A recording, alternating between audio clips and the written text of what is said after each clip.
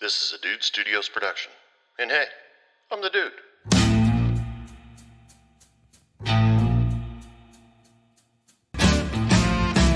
Hey bartender, pass me a drink.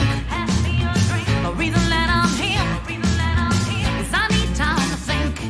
Welcome back to Hey Bartender Podcast, the sweetest smelling podcast in the world, at least in my opinion.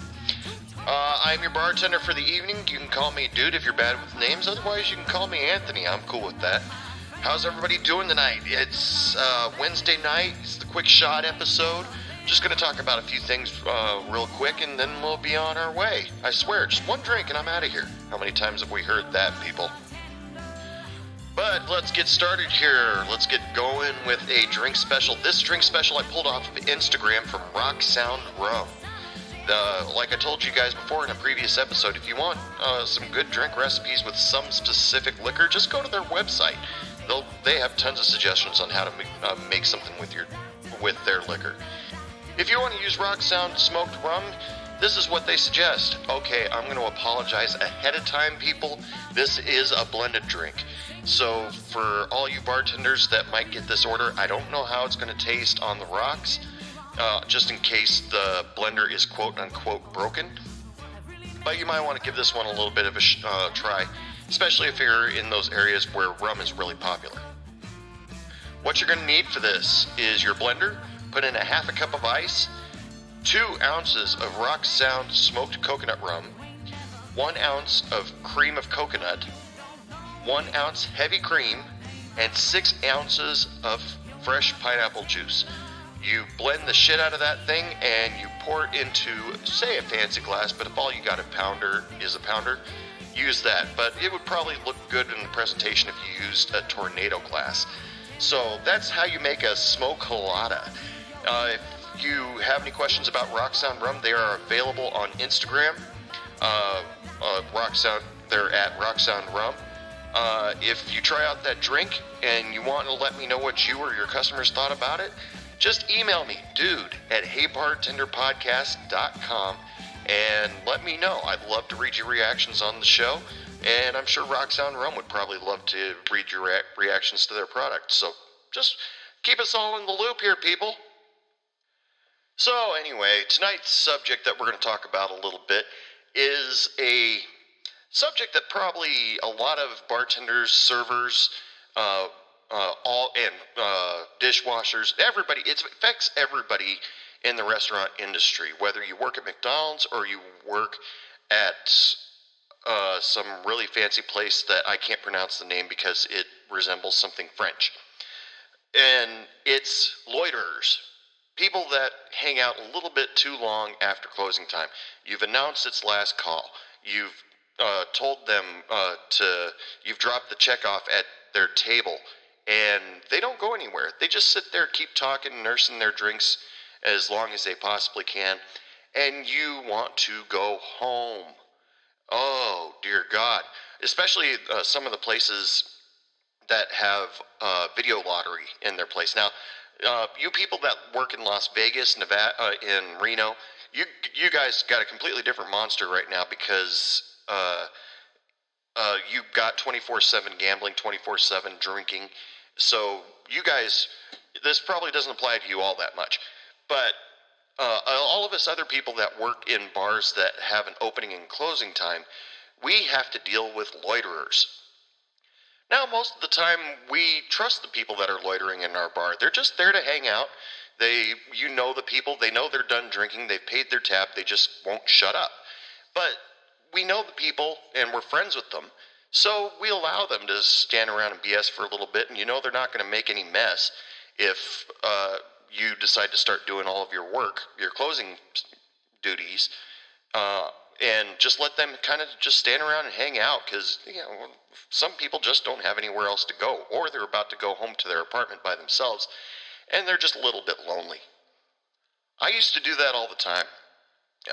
Some people were actually even generous enough to help me put up chairs or wipe down tables or even help me hunt down some of the hidden glassware that happen to be around the bar, because there are always those nooks and crannies where a glass gets put and you can't find it, and you get yelled at by your manager the next morning because you forgot to pick up one fucking glass. Well, yeah, big deal. But some of the time I would just let the people hang out, because usually the people were pretty cool. But there were other times where it's just, okay, there are too many people in here, they're causing too much trouble, I can't clean that table, and I've got to pull their drinks by a certain time at night. In the cases of most of the bars in Oregon where I worked, there cannot be any alcohol on the floor by 2:30 a.m. That's why in a lot of bars in Oregon, they give themselves about 10 extra minutes on most of the clocks to kind of trick the customers into thinking, oh, it's 2:30? Okay, I better give this over to you. Or I better down this really quick before I hand you the drink. And but there were problems that came along. Let's start with something a little bit simple that I ran into. There was this guy. He didn't drink. All he would do was come in and sit down and watch the television. He'd pick one of the televisions that were on the wall. There were 4 in the pool area, plus the 2 behind the bar. Three behind the bar. And he would just plop himself at a table and sit and watch TV for a little while. Didn't matter what was on TV, nothing. And he caused no trouble. He just sat there quietly, watched TV. But I didn't know this guy from Job, and I was sitting, there were a couple times where he just sat there, and eventually I had to walk over to him and say, because I let him sit there while I was doing my side work and just leave the TV on, because at first I didn't want to be rude and just shut the TV off right in the middle of the program he was watching. And but after a while I was just like, okay, this guy, I know he's not causing any trouble, but I really want to go home.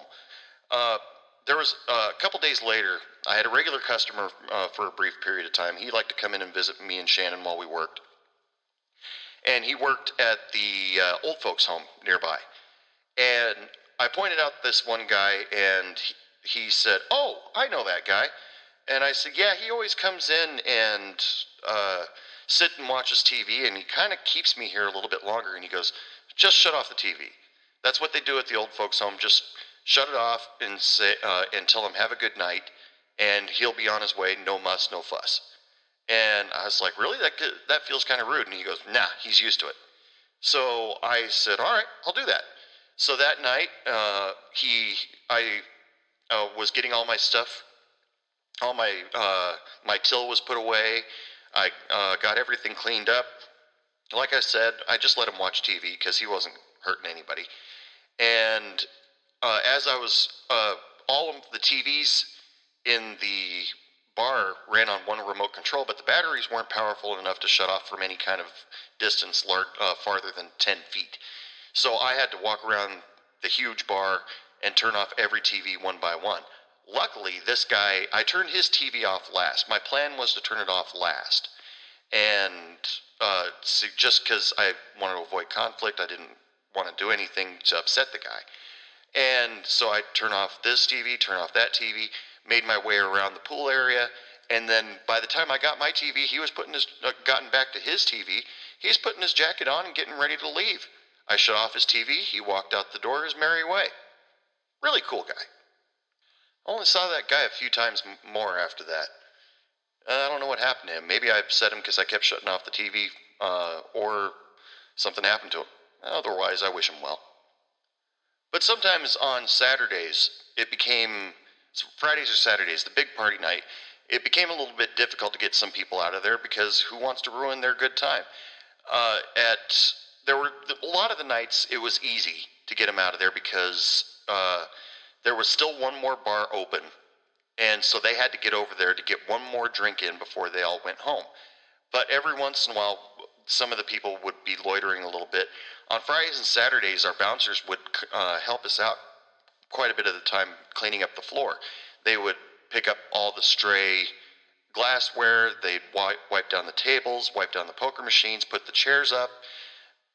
But every once in a while, you get that one group where at the bar that I worked at, we had to pull all the drinks by 1:30. No alcohol on the floor by 1:30 because we closed at 1. and you're allowed to have alcohol on the floor up to a half hour after closing time. So 1:30 came along, and my bouncer walked over to this one table and said, "Drink him up quick because I'm going to pull him." And one guy refused. He's just like, "I'll finish it when I'm damn good and ready to finish it." And he says, "Well, I'm sorry, I got to pull it." And the guy wanted to start a fight. Let's be honest here. And the fight eventually ended with him taking his beer that had about half in it and slamming it down his gullet. Some of it went down his shirt. And then slamming the glass down as hard as he can and going, "There, now I'm finished." And then he just took the glass and the bouncer went about his way. Our bouncers were cool like that to help us clean up the place. Lord knows our waitress wasn't any good at it, but I don't want to talk about that. But every once in a while, there would be a crowd of people that you just couldn't get to leave because they wanted to finish their drinks. And if you tried to pull their drink before they're ready to get their drink pulled, it was sometimes they almost wanted to fight you for it. It's just like, come on, we gave you plenty of warning. We said last call. We told you we're closing. You got 10 minutes to finish that drink, and then you got to get out of here. But some of the people just didn't get the hint. So therein lies where I started trying to figure out tricks to get people to realize, oh, the bar's closed. So the first thing that I would do is yell last call. And that would usually happen about 15 minutes before we close. No big deal. Everybody heard me. A lot of the people would walk up to the bar, get one more quick drink before closing time, and then try to finish their pool game. The next trick, if that didn't work, 1 o'clock, the volume for the jukebox went off. No matter what song it was on, it was probably on Freebird. I used to love that song until I started bartending. And I turn off the volume on the music, and everybody knows when there's no music in a bar, it feels weird. You notice it right away. And so it's, oh, okay, maybe it's time we started to finish up. They're going to close here. Next step was usually shortly right after that. I'd stand up on a bar stool. This only happened a few times. And I'd stand up on the bar stool and say, "Thank you for showing up. Remind you that you guys will be open again tomorrow, 10 o'clock till 1 o'clock. We'll be having karaoke in the dining area at 9 o'clock. So until next time, ladies and gentlemen, lots of love, lots of sex, lots of happiness. Don't take any shit from anyone. Good night." That's why I use it at the end of my podcast all the time. And that would give people a good hint. Okay, I want you out of here. And but sometimes that wouldn't work either. The one thing that would usually work in multiple bars that I worked at that had customers, Sherwood Peddler doesn't count because I didn't have any customers there, was to turn the lights up. Because, everybody goes into vampirism right after that. You turn up the lights, and then they scatter like cockroaches. And that usually did it. Most of the time, you turn up the lights, then their eyes have to adjust to the thing, and oh, okay, now it's time to leave. And that in itself, that was always the big one. But every once in a while, we would there was a pizza company that closed late at night, and their drivers would come in really close to closing time. We even offered them. They were really nice guys, excellent tippers, and we even offered them, if you guys find out that you're not going to be able to get here before 1 o'clock, and you want to have a drink that night, as long as you're here before 1:30, as long as you put in your order before 1 o'clock and you drink it before 1:30, give us a call, and we'll hold those drinks for you.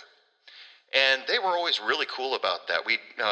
They'd ask for like 2 beers a piece, and they'd come in, tip the shit out of us because they also work in the service industry. They know about tipping, and we'd let them hang out and enjoy their drinks up until we had to pull them, in which they were always very good about finishing their drinks before we had to close for good. But there was one problem one night. There was a guy that was a bouncer for our bar, and he decided to bounce at another bar in town. Now, he was one of those pretty boys that, spent probably a lot of time at the gym, spent more time on his hair than most guys do, and he decided that he was going to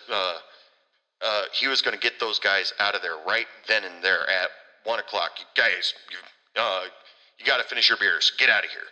And I quickly went over there and whoa, what are you doing?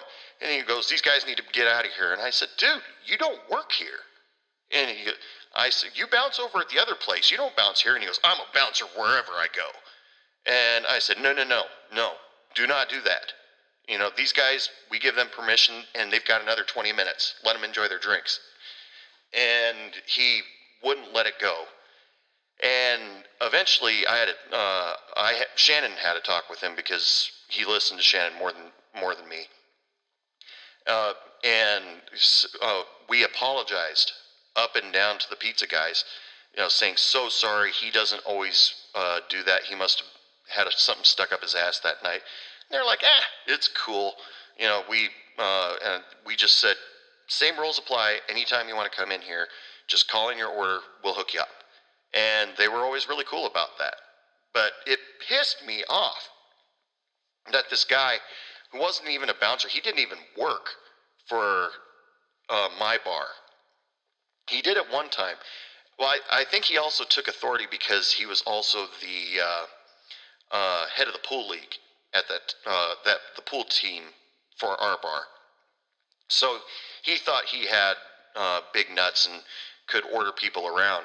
No, fuck that. If you have people in your bar that sit back and think that they can start bossing people around because they're regulars or they're the leader of the pool league, kick their ass. However you see fit. I'm not saying you can do it metaphorically if you feel like it, but it's not their job to run your bar. It's your job. And boy, did that piss me off that night, because they were good customers. They tipped incredibly well, and he almost scared them off. And those were the type of guys that we would be completely cool with. We're going to do our side work. You guys just chill out, finish your drinks. We'll let you know when you need to go. And it was that simple, really. But something that happened along those lines, how much I've told you guys on a number of occasions, I hate it when the manager or the owner either decides to stick around and drink or come in and drink late at night. It causes a whole bunch of trouble. Now, it's not a problem. It's not an authority problem. I have no problem with authority. But when they have had a couple drinks and then start trying to boss you around, then I start to have a problem. Now, she'll never admit to this, but the owner of the bar that Shannon and I worked at, she would come in every once in a while and start changing things around. Like, we advertised constantly on Friday nights, Friday nights, that we were going to have karaoke. It's Friday night karaoke, and we had to tell everybody. But then all of a sudden one night, she comes in with 3 of her friends, 2 guys, her girlfriend, and 2 guys that she probably just met that night. Biggest douchebags I ever saw in my life. And walks up to our karaoke DJ and tells her, play this music. And she starts playing house music. Now, playing house music in a small town bar where really people only enjoyed 80s and 90s music, and not to mention there were people that were there to sing karaoke, and all of a sudden change it over to house music, that killed my business hard that night. All of a sudden people didn't want to be there anymore. They all packed up, they closed out their tabs, and they left. She cleaned out the bar because of that. And all of a sudden the next day we're getting complaints or getting notes from her father saying that karaoke's not doing any business, or, there were complaints about what happened last night, and we wanted to tell him, because he was really notorious for leaving notes. He was very non-confrontational, and we wanted to tell him, it wasn't us, it wasn't the karaoke that killed the business last night, it was your daughter, because she came in and played house music, and, house music wasn't really a thing, but it was, but by today's standards, it's house music, and that scared away most of our customers, because our customers wanted to listen to 80s and 90s pop or rock and roll or sing themselves, and that's why they were there. Once that was all taken away, there's no reason to be there anymore. And I assume that she was, the owner's daughter was sitting there thinking, well, if we play this music, then everybody has to come out and dance. Nobody came out and danced. It was just her and her 3 friends. It had to be embarrassing. If it wasn't, she has no soul. Anyway, that was really rude, but I'm going to leave it in the show just because I think it's funny. But that same night, it was a different night. There was a different night where she came in with her girlfriend and 2 guys who weren't as big a douchebags as the guys before.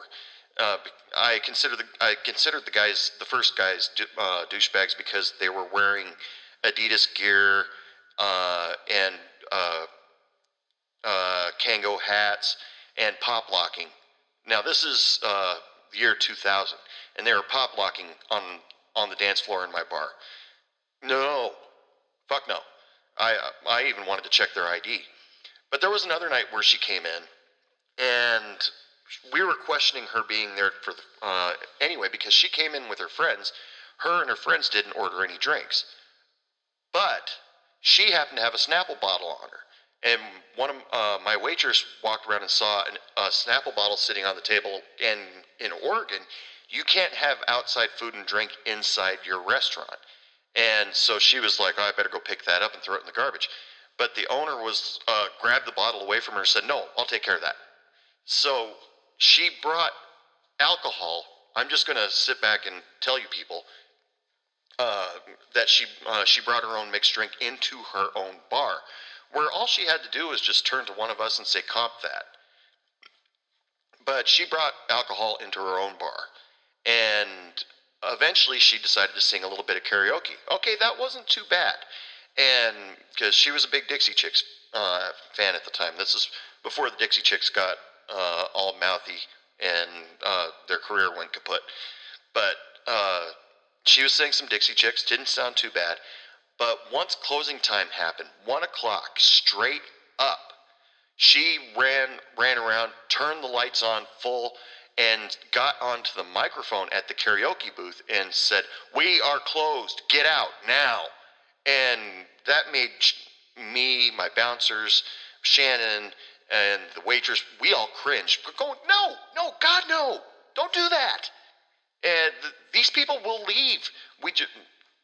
They'll be out of here before 1:30. And she's sitting there screaming, get out of the bar now.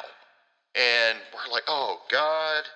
I don't really, yeah, we lost some customers that night for good because they thought that was incredibly rude for, somebody to just somebody they didn't know, because none of the owners or managers were there past 5 o'clock. It was actually weird to see them past 5 o'clock when I got there for work. And, but she turned everything off, got on the microphone and started screaming at everybody to leave. And God, that was embarrassing. That's why I hate it when owners or managers come in, because they start throwing their weight around. And really, the bartenders and servers, we have it all under control because we've been doing it for however long. I mean, not basing it on our whole career, but like Shannon and I, we'd been working together for probably 6-8 months by that point. We had control of our customers, and it was just embarrassing. But eventually she got everybody to leave. But before she left, she started yelling at us, going, "Why did it take so long to get everybody out of here?" And we're like, "What are you talking about? It took a half hour for them to get out of here, and we were closed in a half hour. It's no big deal. There was nothing wrong with it." And she acted like we were going to get an earful the next morning, but she probably woke up with a hangover that morning, and she forgot about it after the weekend. So no harm, no foul. Last thing I'm going to tell you about to get a customer out of the bar after closing. The lottery machines in my bar, video poker and slot machines, those things are programmed to shut off at 2:30. And sometimes when you have a bar that closes at 1 o'clock, it's tough to get them out of there because, obsessive compulsive disorder, they're trying to win their money back, all of the typical gambler stuff. And sometimes it was really, really tough to get those people off the machines. And at first you sit back and just think, great, I'm going to be here until 2:30 when the machines shut off, and I might as well get comfortable and watch something on TV. But I found out through the grapevine from another bartender whose bar closed at 11. He told me a simple trick when it came to those video lottery machines. I'm sure you can't do this in Vegas because you'd knock out the whole strip. But when it comes to mom and pop bars that like the ones I worked at in Oregon that had video lottery, on the lottery machine where you scan your ticket, there is a fiber optic cable, and if you pull out one of the fiber optic cables, that cuts off communication to all the lottery machines, and that shuts them down. They think they're no longer communicating with Lottery Central, and so they got to shut down. And it automatically prints out their tickets. They come out, they collect their winnings if there are any, and they leave. But you have to remember before you leave to plug that fiber optic cable back in. Otherwise, your manager's going to get mad at you the next morning, or because he had to call in the lottery technicians to figure out why none of the machines are communicating.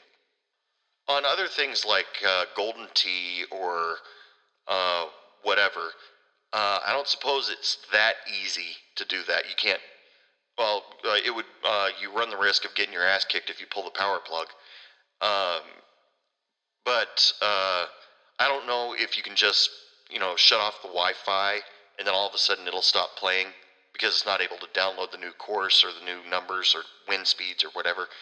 But that's got to be a surefire way to get people out of there. When you just absolutely have to go home, your feet hurt, maybe you spilled a beer on yourself and you smell disgusting, for whatever reason. But if you're cool with just letting people hang out for a little while, that's totally up to you. Yeah, because hell, I remember there was one night where I just didn't care. I managed to get all my side work done by 2:30, and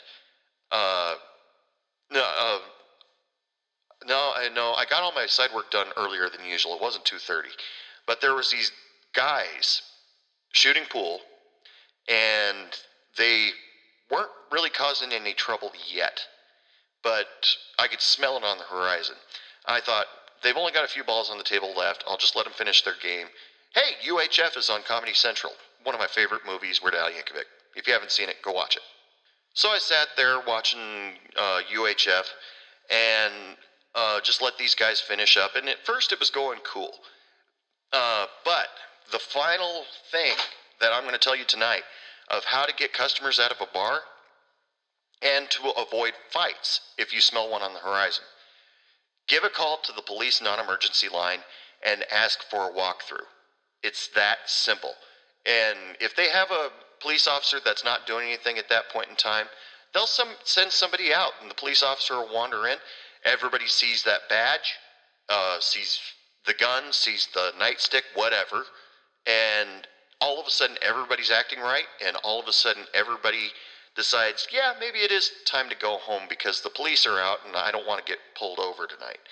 And I did that a few times just because I smelled a fight coming when it came to a pool ruling.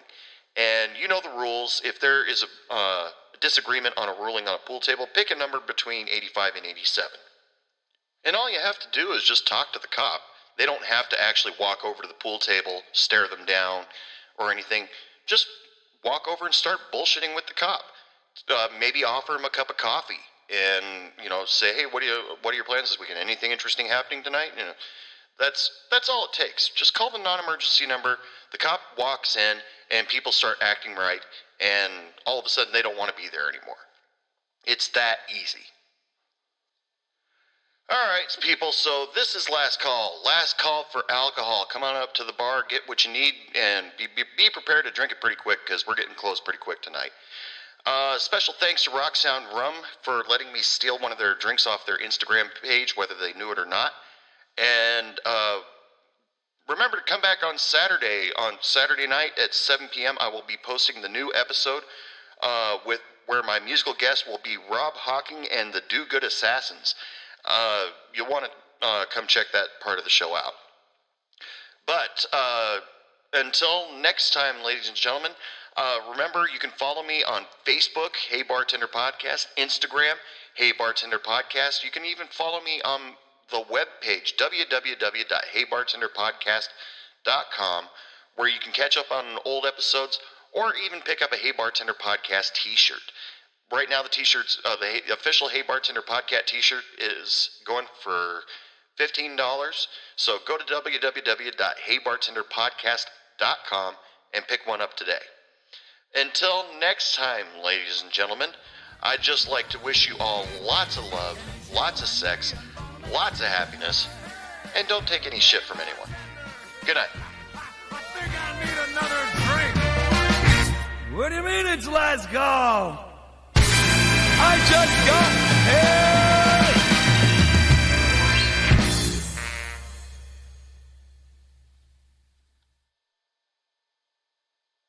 You're still here?